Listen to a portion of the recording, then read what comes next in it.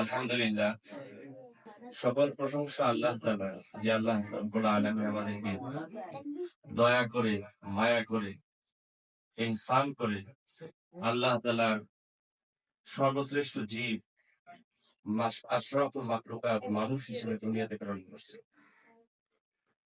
এজন্য সবাই অন্তঃস্থল থেকে শুকরিয়া আদায় করি, বলে আলহামদুলিল্লাহ। আরো শুকরিয়া আদায় করি যে আমরা একে অপরের ভালোবাসার জন্য এখানে একত্রিত হয়েছি। এটি আল্লাহ প্রদত্ত। আল্লাহ বলেন, তুমি যদি কাউকে ভালোবাসো সেটা আমার জন্যই বাসো, কারোর জন্য যদি শত্রুতা পোষণ করো সেটা আমার জন্যই করো। আমরা কাউকে ভালোবাসবো সেটা আল্লাহর জন্যই বাসবো, এবং কাউকে যদি শত্রুতা পোষণ করি সেটা আল্লাহর জন্যই করবো। আল্লাহ তাআলা আমাকে হুজুর কিন্তু একটা আয়াত বলছেন, কুনতুম খায়রা উম্মাতিন উখরিজাত লিন-নাস তা'মারুনা বিল মা'রুফি ওয়া তানহাউনা আনিল মুনকার ওয়া তু'মিনুনা বিল্লাহ। তোমরা সর্বশ্রেষ্ঠ জাতি, তোমাদেরকে আমি প্রেরণ করেছি মানুষের কল্যাণের জন্য। এই আয়াতের অর্থ, আল্লাহ আমাদেরকে কি করছেন?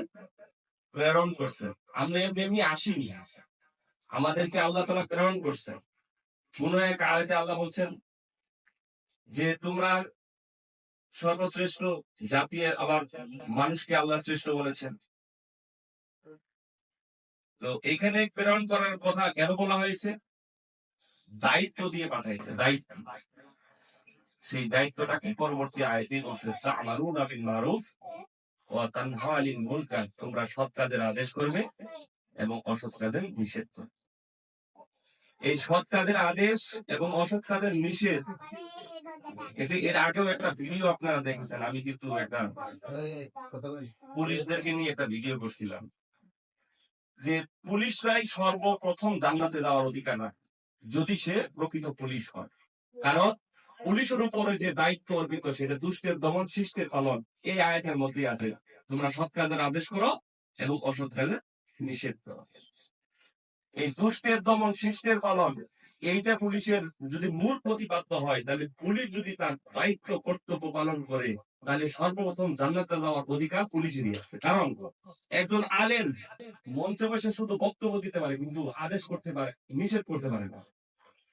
এখানে একটা মার্ডার হোক, হুজুর কি যায় ওখানে যায় কি কিছু করতে পারবেন?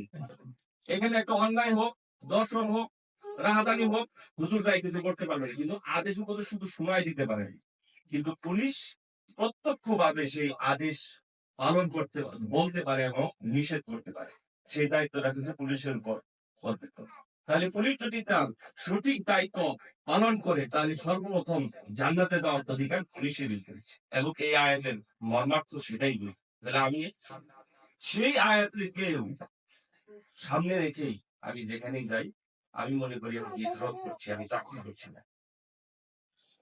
আমার যেখানে পুষ্টিক দেওয়া হোক না কেন, যেখানে বদলি হোক না কেন, আমি মনে করি আমাকে এখানে দায়িত্বের জন্য প্রেরণ করা হয়েছে।